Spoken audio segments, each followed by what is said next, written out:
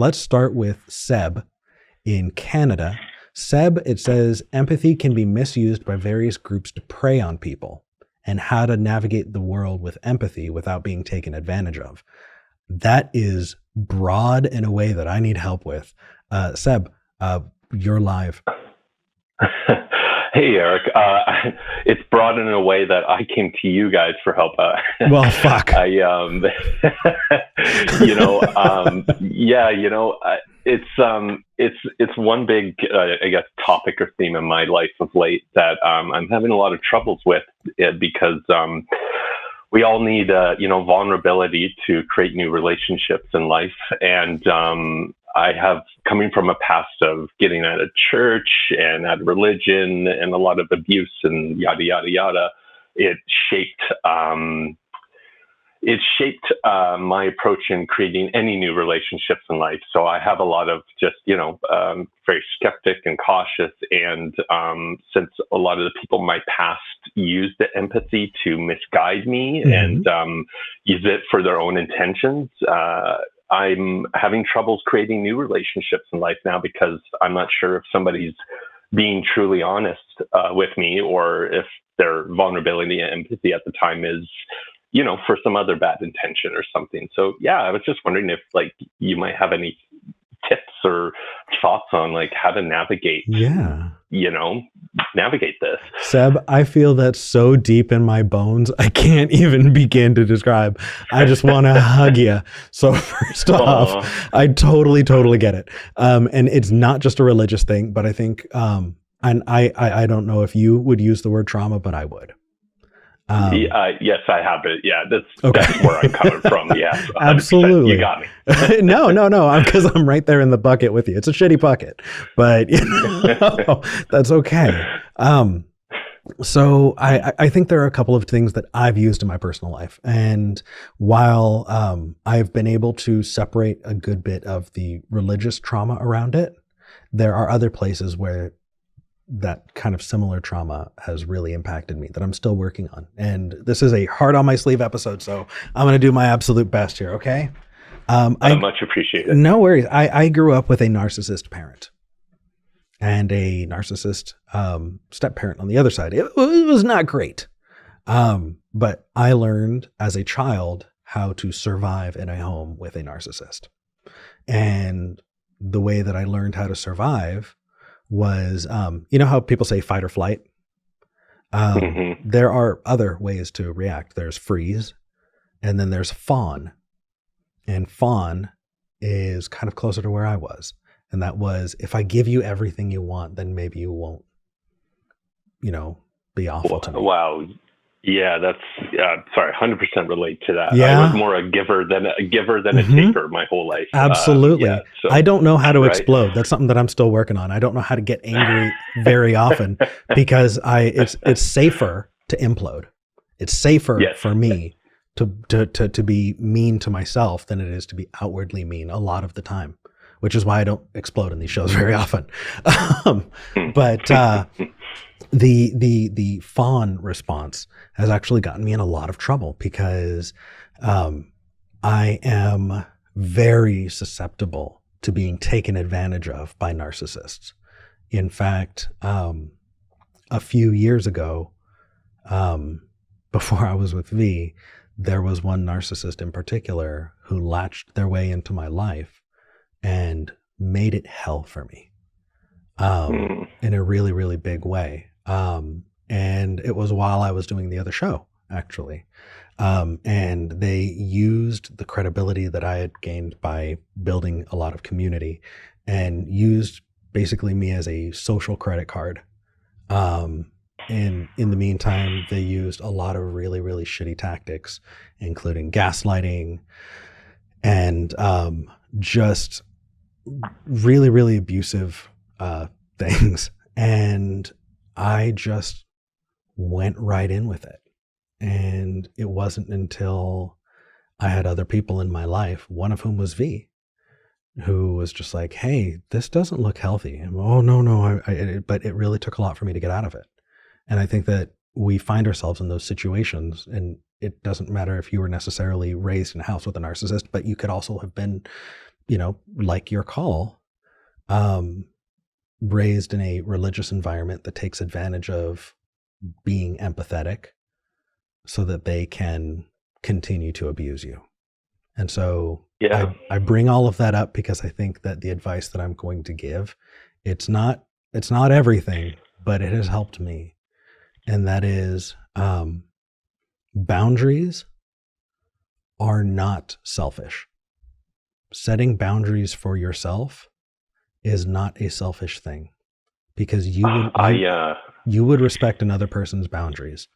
And if somebody is not willing to respect yours, then that is their choice. They are making a choice not to respect your boundaries. And that is incredibly important.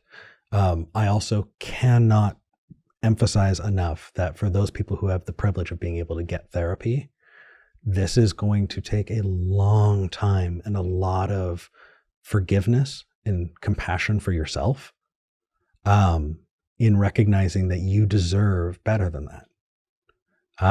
And Seb, I wish that I could say that I could help with that right away, but what I can say is I recognize a version of that in myself, and it is probably something that I'm going to be fighting with for the rest of my life.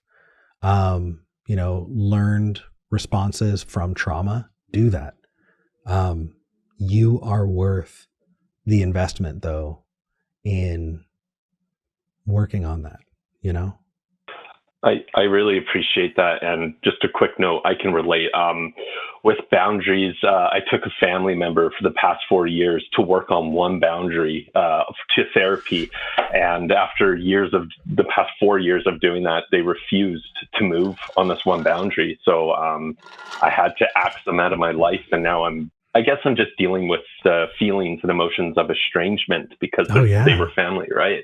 Yeah. So it's just such a bummer. You put all this friggin' time into your dad, and and then he says yes, yes, yes for 4 years, and then suddenly no. Yeah. I'm like, come on! I just spent all this time with you, man. I love you still, but it hurts too much to love you. And for me, there's this sense of guilt and shame that, if I just give on this boundary, then everything is okay. Because I can change myself, I can cater to whatever their will is. And if I just cater, then everything seems like it's okay, right? Yes, thank you. Yeah, exactly. Oh, it is the worst. It is the worst. But I would pull out my hair, but I have no hair left. It is something that you need to, if it is a father, right, you need to give him enough respect to view them as an adult who's making their own choice. And I think that's what I work on. That's what works for me right now, is if I only change myself, then I'm infantilizing them, because I am treating them the way that I had to when I was a kid, and that is like a force of nature, something that doesn't have responsibility, something that I need to take responsibility for. And that's not the case. They are an adult who is making a choice, and you have the right to your own well-being, and they do not have the right to take that away from you. Just what great reminders. Thank you. It feels sometimes it's like common sense, but sometimes life gets you distracted from common sense. It's just like great to have a good person in life to say that. Seb, I am 35. I feel like I'm still learning it. I don't think it's as common sense as you think, and it's something that people need to hear, whether it's religious trauma or not. That when it comes to that kind of narcissism, I think that we can have a whole conversation about how I think that kind of thing is baked into, religion, and how I think in particular, prevalent denominations of Christianity and Islam take advantage of that in ways. And I think that that's a really important conversation to have also. But I felt like the general advice was more important this episode. So maybe if you're willing to call again in the future, I'd be happy to talk about the other stuff. But you deserve credit. It's not common sense. And the fact that you've gotten to where you are is because you put work into it. You deserve credit for that.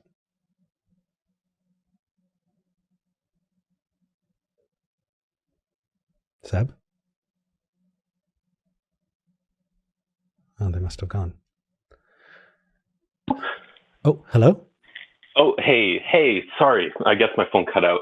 I just want to say thank you Yeah. and to both you and V. And this is my first time calling in. I'll definitely call in again. I've been listening to you guys for years. You know, yada, yada, Yay! yada. I just love, you guys are like my favorite celebrity couple. I just want to put that out there. Like, seriously, like, I'm non-binary and queer, and I just fucking love you two Yay! so much. Like, oh my God, just, I love you guys so much. Anyways, thanks again, Eric. I'm so And glad.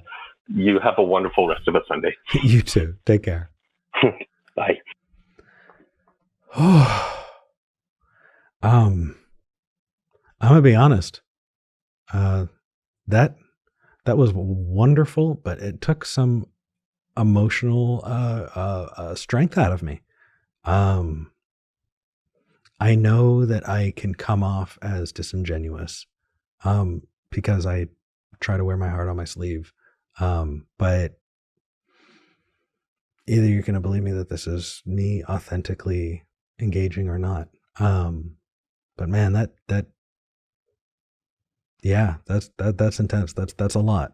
I'm very, very lucky that I've learned to surround myself with people who help me be vigilant about narcissists in my life. And I'm very, very grateful for it. For those of you who are those people in my life, I love you. Thank you.